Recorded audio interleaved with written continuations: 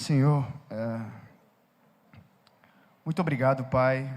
Muito obrigado por essa noite. Muito obrigado porque o Senhor se fez presente, Pai. Muito obrigado porque eu posso te sentir aqui. Mas eu quero te pedir, Senhor Jesus, a Tua graça e a Tua misericórdia, Pai, porque o meu coração, ele insiste em me dizer para fazer algo interessante, algo com base no meu intelecto, com base na minha capacidade, Pai, mas eu não sou capaz, eu não sou nada, Senhor. E eu quero confessar e reconhecer isso diante dos meus irmãos e pedir que o Senhor venha e possa agir, Pai. Que o Senhor faça. Porque eu não sou ninguém, Pai. Quem sou eu na fila do pão? Eu sou só um canal, Senhor. Então, por favor, vem e age aqui, Senhor. Vem, porque nós estamos aqui reunidos para aprender de Ti e conhecer mais do Senhor, Pai. É isso que eu te peço, em nome de Jesus. Faz isso. Amém. Amém? Gente, que missão, que honra, né? O pastor estava dizendo aí que o pessoal está chamando ele de doido, aí ele vai, me chama para ministrar. Vai pegar mesmo aí essa fama, viu? Mas eu vou pedir mais uma vez só a paciência de vocês para a gente ler um texto que fala muito comigo, falou comigo durante anos, e eu queria compartilhar com vocês isso ainda queima no meu coração. A gente só vai ler um pouquinho, tá? Mas não é nem um capítulo todo. Lá em João 11, enquanto você abre aí, eu espero, para você me acompanhar, porque a gente está sem um data show, mas é muito importante que você acompanhe, tá? Esse texto, ele é muito revelador, tem muitas coisas que a gente pode aprender nele, e eu quero chamar a atenção para alguns detalhes. Amém? João capítulo 11, ressurreição de Lázaro, tá?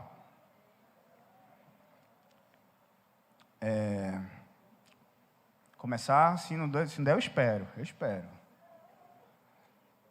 João capítulo 11, para todo mundo acompanhar, tá bom? Vou começar. Havia um doente, Lázaro, de Betânia, povoado de Maria e da sua irmã Marta. Maria era aquela que ungira o Senhor com bálsamo e lhe enxugara os pés com seus cabelos. Seu irmão Lázaro se achava doente. As duas irmãs mandaram então dizer a Jesus: Senhor, aquele que amas está doente. A essa notícia Jesus disse: essa doença não é mortal, mas para a glória de Deus, para que por ela seja glorificado o Filho de Deus. Então, fica tranquilo, essa doença aí não é para morrer não. Ora, Jesus amava Marta e sua irmã e Lázaro. A gente está no versículo 5, o 6 agora, tá? Quando soube que este se achava doente, permaneceu ainda por 2 dias no lugar onde se encontrava. Só depois disse aos discípulos: vamos outra vez à Judeia? Seus discípulos disseram, porém: Rabi, há pouco os judeus procuravam apedrejar-te e vais outra vez para lá, porque é o seguinte, o que estava acontecendo lá é que a galera estava caçando Jesus. Jesus estava falando algumas coisas que eles não gostavam, dizendo que é o pão da vida, que era o Messias. E eles não gostavam não, estava dizendo que ele era uma fraude, estava querendo apedrejar ele, prender, e aí os discípulos ficaram com medo. Jesus disse: vamos voltar lá. Os discípulos, olha, aqui no versículo 8, Rabi, há pouco os judeus procuravam apedrejar-te, e vais outra vez para lá? Respondeu Jesus: não são 12 as horas do dia? Se alguém caminha durante o dia, não tropeça, porque vê a luz deste mundo. Mas se alguém caminha à noite, tropeça, porque a luz não está nele. Disse isso e acrescentou: nosso amigo Lázaro dorme, mas vou despertá-lo. Os discípulos responderam: Senhor, se ele está dormindo, ele se salvará. Todo mundo com medo de voltar para lá, tá vendo? Os discípulos: olha, se ele está dormindo, ele vai se salvar, vamos ficar aqui. Jesus, porém, falara da sua morte, e eles julgaram que falasse do seu repouso de sono. Então Jesus lhe falou claramente: Lázaro morreu. Por vossa causa, alegro-me de não estar lá, para que creias. Mas vamos para junto dele. Tomé, chamado Dídimo, disse então aos discípulos: vamos também nós para morrermos com ele. Quer dizer, Lázaro morreu, a gente vai para lá morrer também. Vai ser apedrejado, vão prender a gente. Isso é um detalhe muito importante dessa passagem, tá? Todo mundo com medo, todo mundo evitando voltar para lá. Ao chegar, Jesus encontrou Lázaro, já sepultado, havia 4 dias. Betânia ficava perto de Jerusalém, uns 15 estádios, a mais ou menos 3 quilômetros. Muitos judeus vieram até Marta e Maria para consolar a perda do irmão, como de costume, né? Quando alguém morria, todo mundo ia lá. Quando Marta soube que Jesus chegara, saiu ao seu encontro. Maria, porém, continuava sentada em casa. Então disse Marta a Jesus: Senhor, se estivesses aqui, meu irmão não teria morrido. Mas ainda agora sei que tudo o que pedires a Deus, Ele te concederá. Disse-lhe Jesus: Teu irmão ressuscitará. Sei, disse Marta, que ressuscitará na ressurreição do último dia. Disse-lhe Jesus: Eu sou a ressurreição. Quem crê em mim, ainda que morra, viverá. E quem vive e crê em mim, jamais morrerá. Crês nisso? Disse ela: Sim, Senhor, eu creio que tu és o Cristo, o Filho de Deus, que vem ao mundo. Tendo dito isto, afastou-se e chamou sua irmã Maria, dizendo baixinho: O mestre está aí e te chama. Esta, ouvindo isso, ergueu-se logo e foi ao seu encontro. Jesus não entrara ainda no povoado, mas estava no lugar em que Marta fora encontrar. Quando os judeus que estavam na casa de Maria, consolando-a, viram ela se levantar, rapidamente sair, acompanharam ela, julgando que fosse ao sepulcro chorar. Chegando ao lugar onde Jesus estava, Marta, vendo-o, prostrou-se aos seus pés e disse, falou a mesma coisa que Maria: Senhor, se estivesses aqui, meu irmão não teria morrido. Quando Jesus a viu chorar, e também os judeus que a acompanhavam, comoveu-se no seu interior e ficou conturbado. E perguntou: Onde o colocastes? Responderam-lhe: Senhor, vem ver. Jesus chorou. Diziam então os judeus: Vede como ele o amava. E alguns disseram: Esse que abriu os olhos do cego não poderia ter feito com ele que não morresse? Tá bom, parou por aí. Ufa, sei que foi muito, mas é uma passagem muito profunda para mim e eu quero falar um pouco dela, o que é que ela fala ao meu coração, e talvez o Senhor possa falar com você também. Essa passagem, ela fala um pouco sobre sofrimento, né? Quando eu li a primeira vez sobre isso, eu refleti muito sobre sofrimento. Sofrimento, todo mundo vai concordar que é uma coisa ruim, não é? Eu não gosto de sofrer. E, na verdade, a gente aprende isso, é até fator biológico. A gente vive evitando sofrer. A gente trabalha para evitar que coisas ruins aconteçam com a gente. E a gente tem uma vida confortável, tem uma vida segura. Até porque um sinal disso é que todo mundo que a gente ama, a gente quer bem. A gente não deseja sofrimento para quem a gente ama. E se você deseja sofrimento para alguém, você é uma pessoa perversa. Você é uma pessoa ruim. Não é? Todo mundo concorda com isso, né? Então vamos lá. Se eu amo alguém, quero o bem dela, eu quero que ela viva uma vida feliz, plena, sem sofrimento. Olha que coisa linda. E aí, existe um questionamento que é muito comum por aí. É fácil você encontrar alguém, quem nunca ouviu aquela conversa: olha, se Deus tem todo o poder, se Deus ele é todo poderoso, por que tem crianças passando fome?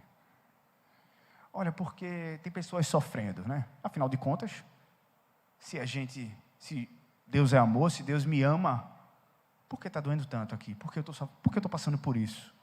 Eu não consigo entender. Porque a gente aprende que se a gente ama alguém, a gente vai fazer de tudo para que essa pessoa fique bem. E foi exatamente isso que falaram aqui no versículo 36. Diziam então os judeus: Vede como ele o amava. Alguns disseram: Esse que abriu os olhos do cego, por que ele deixou ele morrer? Exatamente isso. Olha, porque Jesus chorou, Jesus estava sofrendo. Ele também sofreu nesse momento. Ele se conturbou. E aí fica aquela: poxa, Jesus ele tem todo o poder, tem ou não tem? Mas, poxa, ele chorou, ele não precisava ter chorado. Ele curava lá, mandava lá e evitava esse sofrimento. E aí eu fiquei nessa, pensando: poxa, sofrimento e tal, Deus me ama, e de vez em quando eu sofro, eu não sei você, mas a gente passa por dificuldades, passa ou não passa? O próprio Jesus passou, né?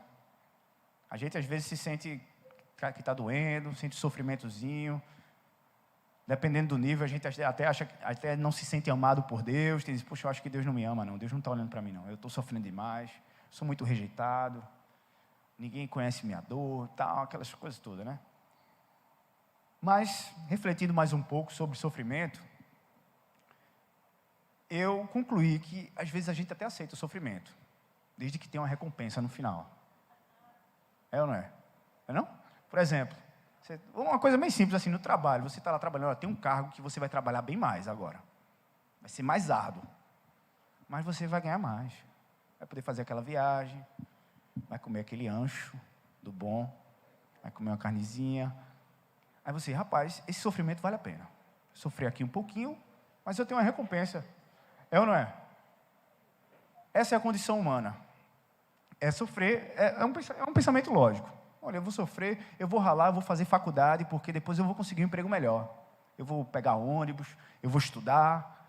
Isso é um tipo de sofrimento, né, para alguns. Mas, no final, eu vou ter um emprego melhor, eu vou ter mais chances de ganhar mais dinheiro, enfim. Seja lá o que for. Tem gente que sofre na academia, né? Mas porque quer aquela recompensa do resultado, do físico e tal. Hã? Exatamente, quer ficar fitness, né? Mas, enfim. O que eu quero dizer é que o pensamento, a lógica humana tem isso também. A gente aceita o sofrimento desde que a recompensa ela seja maior do que o sofrimento que eu paguei. Ela tem que valer a pena. Esse sofrimento aí tem que valer a pena. Se valer a pena, eu topo. Esse é a lógica. E aí, onde é que eu quero chegar? Lá em João capítulo 11, que a gente leu, no verso 15, Jesus fala o seguinte. Deixa eu ler aqui. Aqui, ó. Quando Jesus fala assim, olha, Lázaro morreu, ele diz o seguinte: por vossa causa, ele está dizendo aos discípulos dele, tá? Por vossa causa, alegro-me de não estar lá. Marta e Maria disseram o quê? Disseram o quê? Jesus, se você estivesse aqui, ele não tinha morrido. Foi, né? Jesus diz assim, olha, por vossa causa, aos discípulos, eu alegro-me de não estar lá, para que creias. Mas vamos para junto dele. O que é que ele está dizendo aqui? Olha, Jesus sofreu aqui. Jesus amava Lázaro. Mas ele disse, olha, eu estou passando por esse sofrimento. Jesus, tá? Mas eu estou me alegrando aqui nesse sofrimento porque tem um propósito nisso. Então, para a gente, é mais ou menos isso. O sofrimento, ele vale a pena quando a gente entende o propósito daquele sofrimento. A mensagem, ela gira, que eu quero trazer hoje, gira mais ou menos em torno disso. Porque todo mundo passa por problemas aqui, né? Se você não passa por problemas, meus parabéns. Me diga aí qual é o segredo, depois do culto. Mas todo mundo passa. E a grande questão é, o que é que você está fazendo com esse problema aí? Será que você está se debruçando nele e murmurando, e guardando rancor, e vomita diante dos seus problemas, e se lambuza dele, e fica nessa, ou você procura entender um propósito? Procura fazer um sentido nesse. Eu vou dar um exemplo, eu vou tentar aqui... Eu não planejei isso não, mas eu vou dar um exemplo aqui que vem na minha cabeça. Por exemplo, imagina que você tem um filho que ele tem problema com drogas. Isso é um problema, é ou não é? Isso traz sofrimento, traz? Está dentro do que a gente está falando aqui, né? Você tem duas opções. Ou você reclama direto que não aguenta mais esse filho, que esse filho ele é uma grande decepção, e nossa, eu não criei você para isso. Ou você encara, peraí, eu estou passando por esse sofrimento, mas eu vou colocar um propósito nele. Eu vou orar por ele. Eu vou fazer com que ele se sinta amado. Eu vou insistir nele e eu vou mostrar para ele que esse caminho não é bom até o fim da minha vida. Mas eu tenho um propósito nesse sofrimento. É mais ou menos isso. Quando a gente tenta encarar o nosso sofrimento, entender o que é que eu posso fazer. O sofrimento já está na sua mão, já está com você. Não tem para onde correr. Ou você murmura, ou você tenta entender um propósito. Especialmente aqui, no caso de Lázaro, é um sofrimento, é um problema um pouco diferente. Por quê? É um problema que traz a perda da esperança, né? Por exemplo, tem um sofrimento de uma topada e tem o da morte de Lázaro, né? Imagina, uma morte, uma topada você tem esperança da cura. Por exemplo, você às vezes está desempregado, é sofrimento, né? Você está desempregado, mas você tem a esperança de conseguir um emprego. Não, eu vou continuar lutando, eu vou continuar batalhando, eu vou continuar fazendo, eu vou tentar, eu vou falar com alguém, eu vou melhorar minha capacitação profissional, tal. Tem a esperança, mas diante da morte, fazer o que agora? E essa é a chave aqui dessa passagem de Lázaro. É porque o sofrimento que está aqui é o sofrimento da perda sem volta. Lázaro morreu. depois que morreu vai fazer o quê agora? Tanto é que Marta e Maria, elas acreditavam em Jesus. Vê só. Deixa eu ler aqui com vocês, olha. Versículo 20. Quando Marta soube que Jesus chegara, saiu ao seu encontro. Maria ficou lá sentada, beleza. Marta disse, Senhor, se estivesses aqui, meu marido, se estivesses aqui, meu irmão não teria morrido. Então, vê só, para vocês entenderem bem aqui o contexto. Um versículo antes, a gente está lendo o capítulo 11, tá? Um versículo antes, Jesus estava lá em Jerusalém pregando, falou lá umas paradas que a galera não gostou, queriam apedrejar ele, queriam prender eles saíram correndo e eles foram para o Jordão. Jesus estava lá no Jordão, onde ele foi batizado por João Batista, beleza? Me acompanha aqui. Jesus estava lá no Jordão, fugiu, eles correram de Jerusalém. E por quê? Porque estava aquele clima, Jesus pregando, dizendo que é o pão da vida, que é o Messias, que é o Salvador do mundo. E os judeus não aceitavam isso direito, não. Meu irmão, esse cara é um charlatão, esse cara é uma fraude. E estavam tentando prender ele. Então veja bem o que é que estava acontecendo. Estava aquele clima. Jesus é o Messias, é ou não é? Tal. Será que ele é uma fraude, é um charlatão, ou ele de fato é o nosso Salvador? Mas para Marta não tinha não. Marta, ele era o Senhor. E vê o que acontece. Nesse tempo, não existia WhatsApp, não existia e-mail, nem telefone, nem nada do tipo. A gente leu no começo que quando Lázaro estava doente, o que foi que as irmãs fizeram? Alguém lembra aqui? Vai, me responde aí para a gente ter uma troca aqui. Lá no início, Lázaro estava doente, aí as irmãs fizeram o quê? Mandaram uma mensagem para Jesus. Mandaram como? Correios? Mandaram uma mensagem. Alguém tem que enviar essa mensagem, né? Alguém tinha que ir lá e falar. Era muito comum na época, você mandar uma mensagem, alguém tinha que ir lá. Os estudiosos, eles falam isso. Que nessa época, a gente tinha os mensageiros, você falava a mensagem, ele ia lá entregar, e ele voltava sempre com a resposta. E vê que interessante. Eu estava estudando há um tempo atrás, e a distância dessa vila de Betânia, olha, versículo 1 diz, havia um doente Lázaro de Betânia, povoado de Maria e sua irmã. Vê que interessante os detalhes dessa passagem. Betânia ficava a uma viagem de um dia para onde Jesus estava, que era lá no Jordão, onde ele foi batizado. Um dia de viagem. Vê que interessante. Então, estava lá, Marta e Maria preocupada com Lázaro. Olha, vamos avisar Jesus, porque Jesus tem poder. Ele pode vir aqui e pode resolver o nosso problema. Vamos mandar um mensageiro. Primeiro dia, tá? Aí mandou um mensageiro. O mensageiro foi lá. Chegou lá em Jesus. Olha aqui, já disse aqui, ó. Senhor, aquele que amas está doente. A essa notícia, Jesus disse o quê? Essa doença não é mortal, mas para a glória de Deus. Vou abrir um parênteses aqui, porque a Bíblia não relata isso. Mas é comum, quando o mensageiro vai dar a notícia, ele voltar com uma. Então, provavelmente, esse mensageiro voltou lá para Marta e Maria e disse, olha, Marta, o mestre falou para vocês ficarem calmas, porque essa doença ela não é para a morte, não. Essa doença, fique tranquilo. Só que tem um detalhe. Versículo 6, diz o seguinte, que quando soube que se achava doente, Jesus permaneceu 2 dias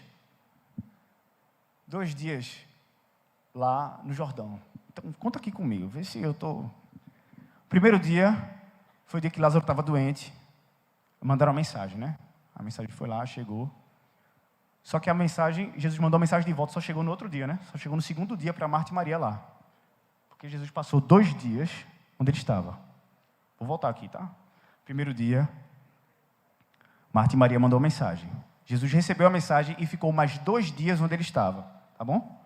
Tá aqui, ó, no versículo 6. Quando soube que este se achava doente, permaneceu ainda 2 dias no lugar onde se encontrava.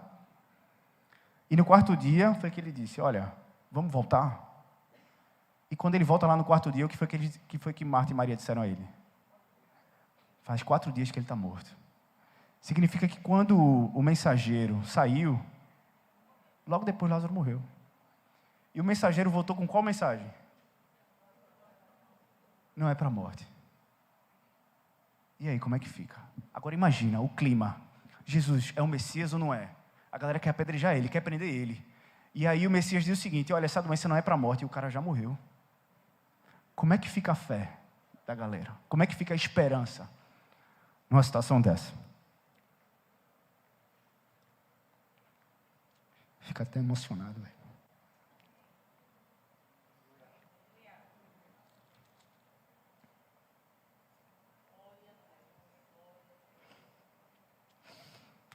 Amém. Então, cara, Marta e Maria receberam essa mensagem, olha, fica tranquilo, mas ele já morreu.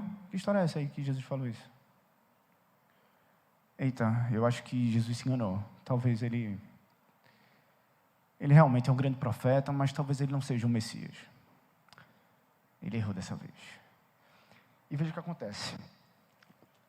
Marta diz isso a ele, ó, lá no versículo 20, quando Marta soube que Jesus chegara, saiu ao encontro. Maria, porém, continuava sentada. Então, Marta disse o seguinte: Senhor, se estivesse aqui, ele não teria morrido. Mas sei que tudo que pedires a Deus, Ele te concederá. Olha a fé dela, ela ainda acreditava em Jesus.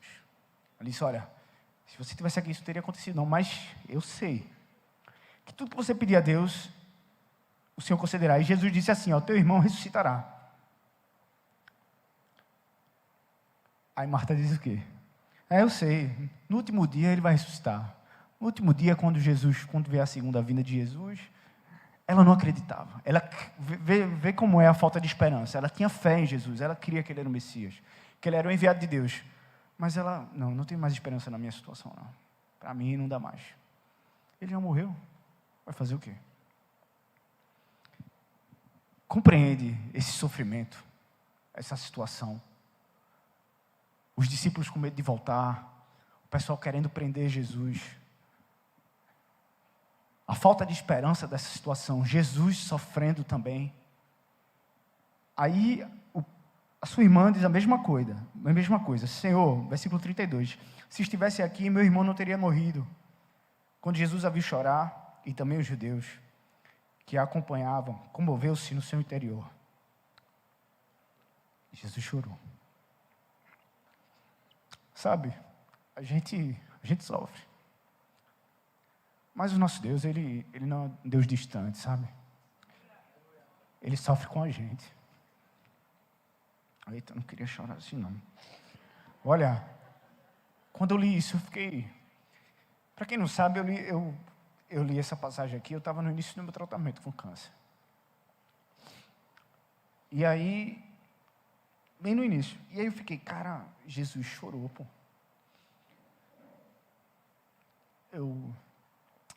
Uma vez perguntaram a alguém assim, cara, olha, essa mulher, ela perdeu um filho. Onde é que estava Deus aí? Cadê Deus com essa mulher que perdeu o filho? O cara estava meio revoltado. E aí eu achei muito interessante o que essa pessoa respondeu. Ele disse assim, Deus está ali junto dela, chorando também. Porque o Senhor, Ele passa com a gente. Ele sofre. Mas Ele sofre com propósito. E é por isso que Ele falou, olha, eu me alegro de não ter estado lá, para que creias. Olha o propósito de Jesus. Deixa eu beber um pouquinho aqui.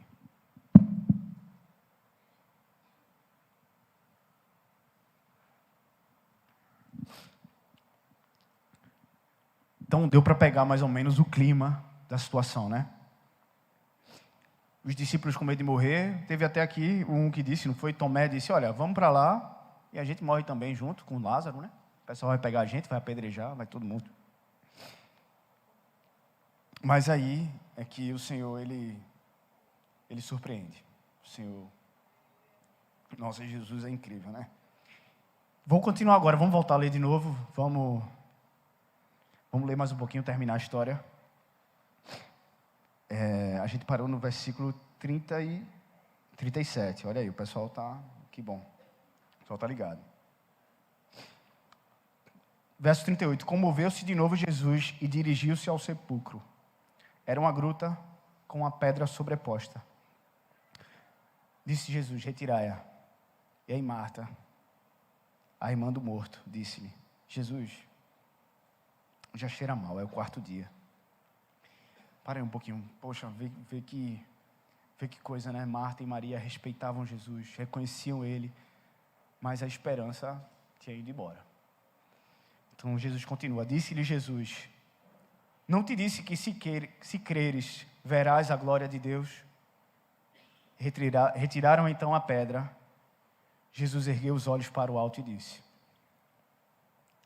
Pai, dou-te graças porque me ouviste.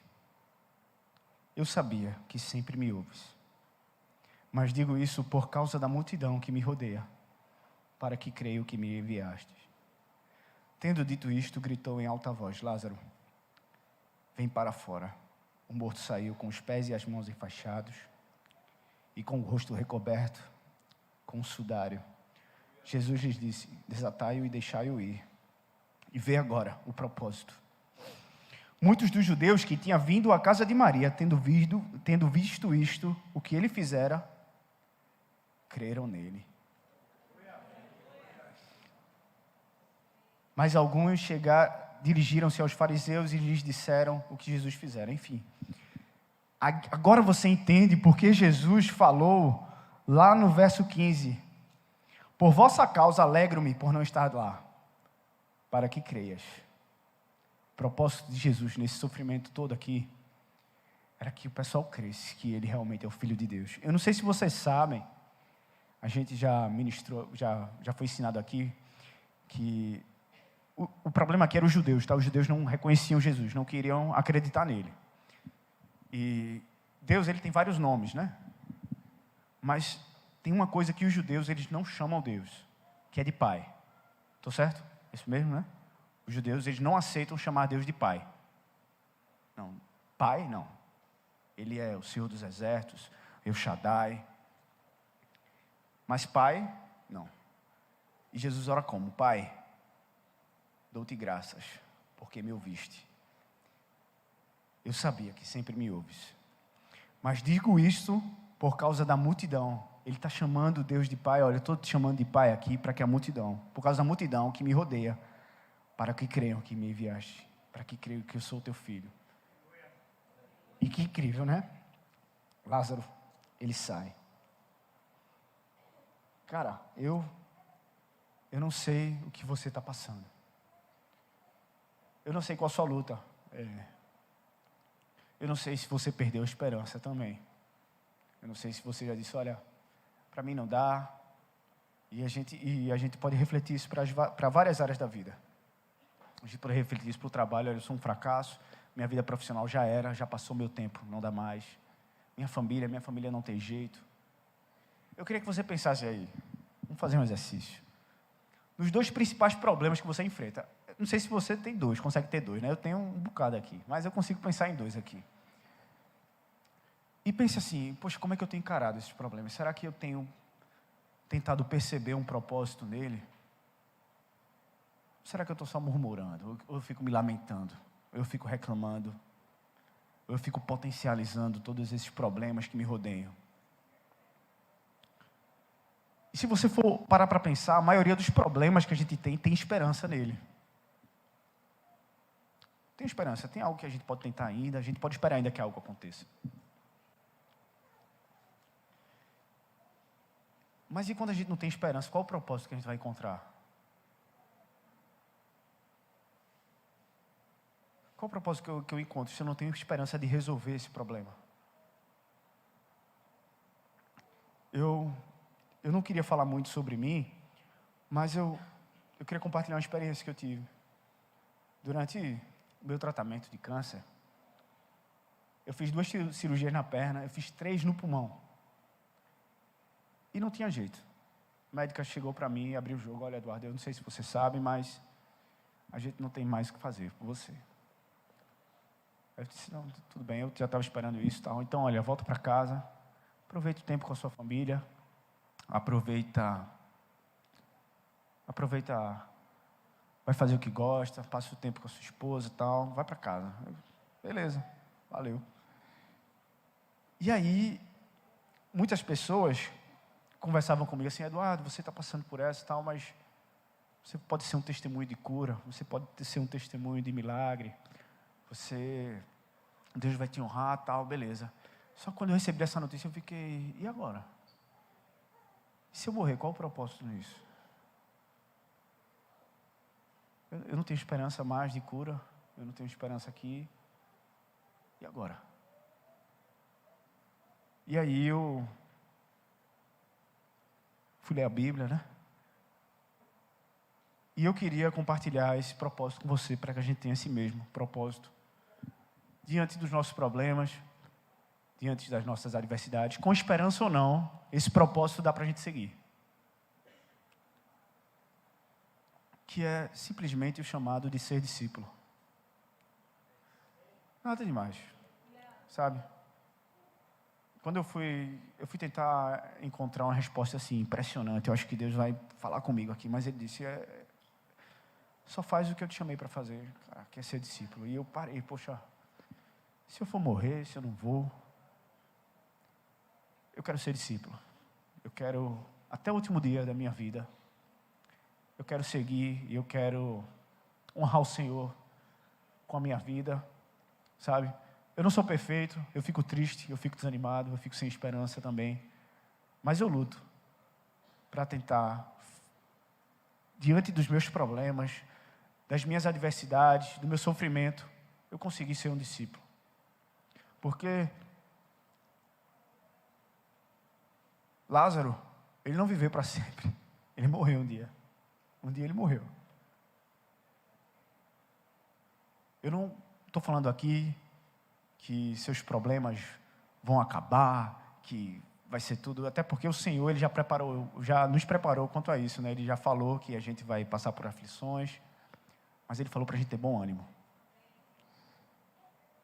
Eu queria compartilhar algo também com vocês, que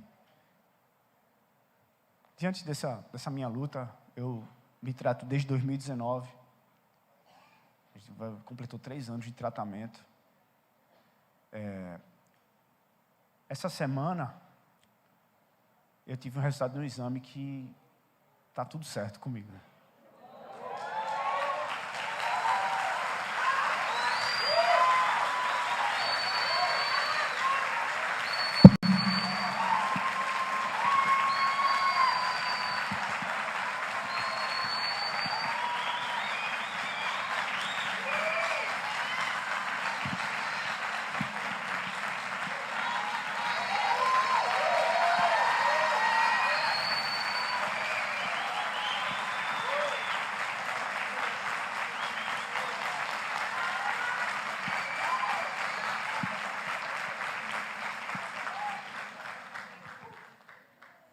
Foi uma surpresa, porque eu tinha alguns nódulos no pulmão e comecei a ter uma melhora, né? Os nódulos diminuíram e tal. Eu tomo uma medicação que ela custa R$10.000, 10 mil, todo mês. E é sempre um milagre para conseguir essa medicação aí. Mas enfim, sem muitos detalhes, o fato é que é o seguinte, a minha médica, até ela ficou muito animada com isso, mandou uma mensagem para mim, não esperou nem a consulta. Disse, cara, seu pulmão está limpo, está tudo bem e tal. E aí eu, claro, fiquei com o coração muito grato ao Senhor, mas quando eu tive esse entendimento, quando eu estava lá, sem esperança, e eu tive esse entendimento de ser discípulo, só ser. Ser porque o Senhor me chamou, só isso. Quando eu recebi a notícia que eu estou bem, nada mudou. O meu propósito é esse, é ser discípulo. Entendeu? O propósito da gente não é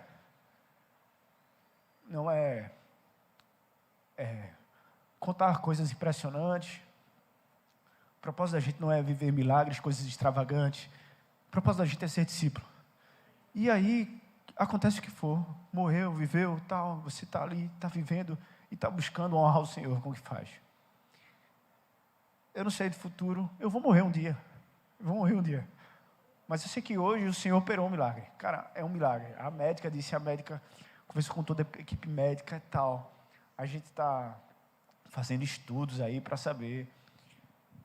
Não existe protocolo para meu estado de saúde. Meu estado de saúde é vai para casa e espera. Mas eu creio que esse sofrimento, eu sempre procurei perceber o propósito nele. Eu sempre procurei entender o que é que eu estou fazendo aqui. E eu acredito que no fim foi isso. No final, se eu pudesse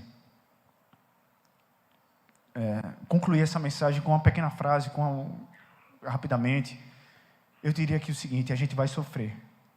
Talvez a gente sofra muito, mas existe um propósito nisso. O propósito não é você ser uma pessoa admirada, nem impressionante, nada disso. O propósito é você ser discípulo, é você... Eu oro a Deus e eu peço, porque eu sou falho, e eu tenho muito temor a Deus de Senhor, que o Senhor me preserve, que eu possa ser de fato um testemunho. Se o Senhor me deu isso, se o Senhor me deu uma luta, que é uma luta incomum. Eu tenho muitos amigos que têm essa mesma luta que eu, mas é incomum. De você chegar no médico jovem e dizer, o médico dizer, não tem jeito, vai morrer. O Senhor me deu isso, me ajuda a carregar esse sofrimento com honra, a honrar o Senhor com o que estou fazendo. Queria agradecer a oração da igreja, a oração das pessoas que sempre estiveram aqui ao meu lado, minha esposa que sempre esteve aí ao meu lado. Mas a minha mensagem não é que os seus problemas serão solucionados.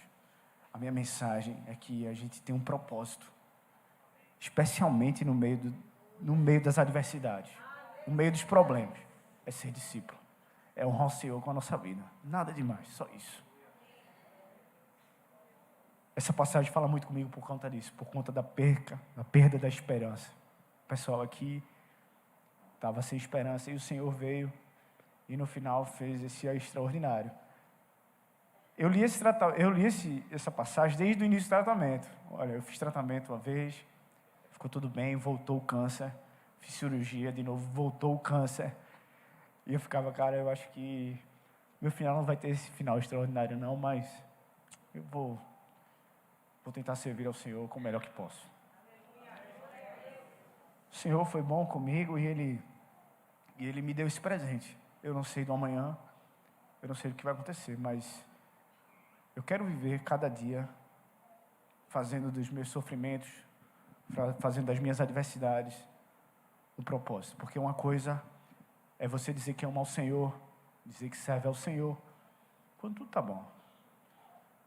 Mas quando você passa por sofrimentos, especialmente sofrimento que você não procura, sofrimento que você não tem culpa nenhuma. Uma coisa é você está sofrendo a consequência do que você fez, outra coisa é uma doença que não tem nada a ver, que chegou, que é loteria.